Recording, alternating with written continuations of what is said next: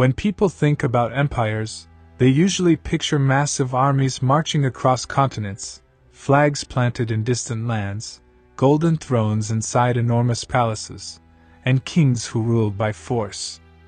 Power is often imagined as something built through conquest, through swords, land, and domination. But Britain didn't become the most powerful nation on earth by having the biggest army or the largest treasure chest. It rose by turning money, debt, and trust into weapons far more effective than any battlefield victory. And once you understand how that system worked, you begin to see the modern world very differently. Because the economic structure we live inside today was quietly built centuries ago. In the late 1600s, England was not the unstoppable empire history would later remember. It was exhausted from wars, burdened by debt, and constantly struggling to compete with powerful rivals like France. The royal treasury was often empty. Kings borrowed heavily from wealthy merchants at high interest rates, and after every major conflict, the government found itself drowning in unpaid loans. Trust was fragile. Investors feared the crown might simply refuse to repay what it owed. Each year, borrowing became riskier, more expensive, and less reliable. The system was heading toward collapse. Then, in 1694, a group of bankers and financiers proposed an idea that would quietly reshape global power forever. They would lend the government a massive sum of money, but only if a permanent, structured, and trustworthy institution was created to manage national debt properly. That institution became the Bank of England. This wasn't just another bank. It transformed government borrowing from chaotic desperation into an organized engine of power. Instead of kings begging wealthy individuals for loans, the state now issued official bonds backed by future tax revenue.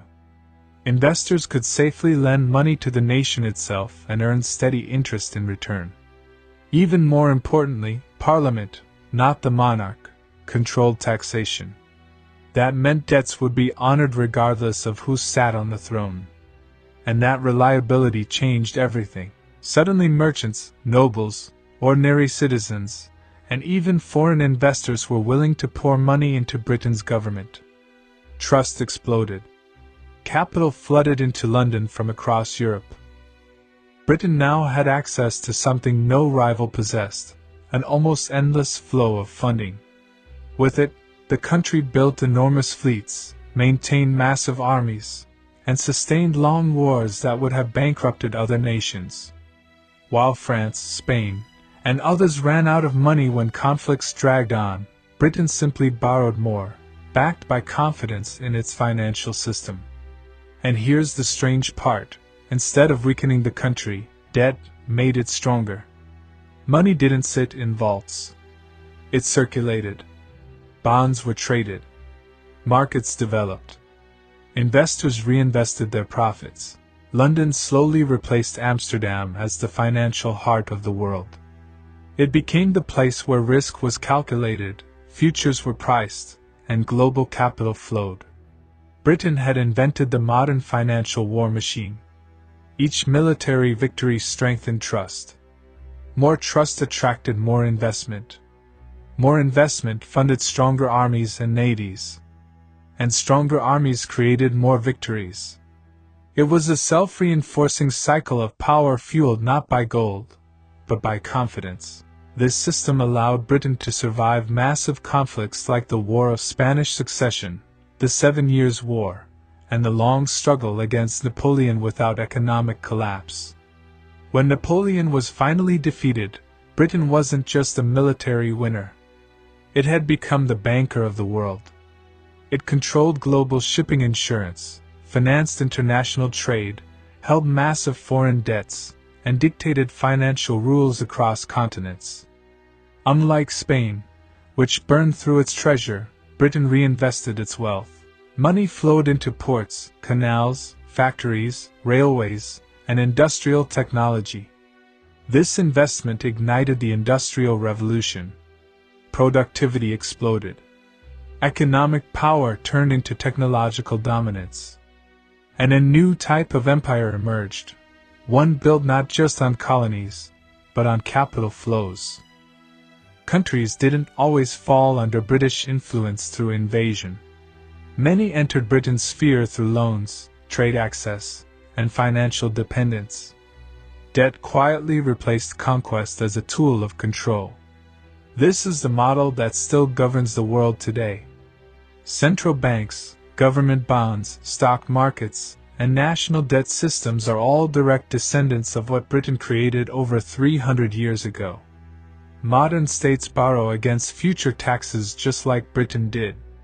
Investors buy government debt based on trust and stability. When confidence collapses, economies collapse with it. That's why today a nation's true power isn't just measured in tanks or soldiers. It's measured in financial credibility. Britain understood this centuries before anyone else. It turned promises into empire fuel. Of course, this system wasn't clean. Britain's financial rise was deeply tied to colonial exploitation, slavery, and resource extraction. Wealth flowed into London while suffering spread across much of the world.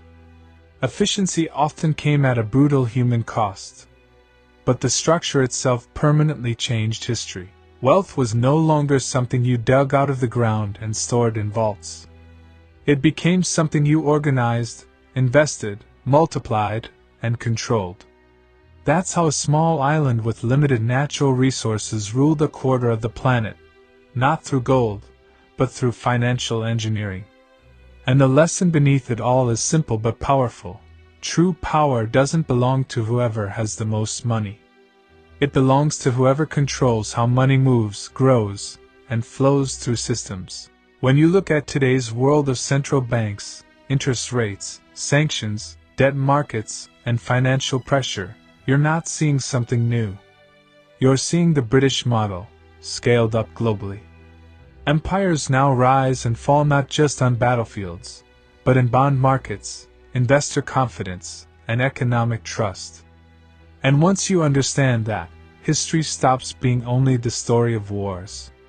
It becomes the story of money, and those who learn how to master it.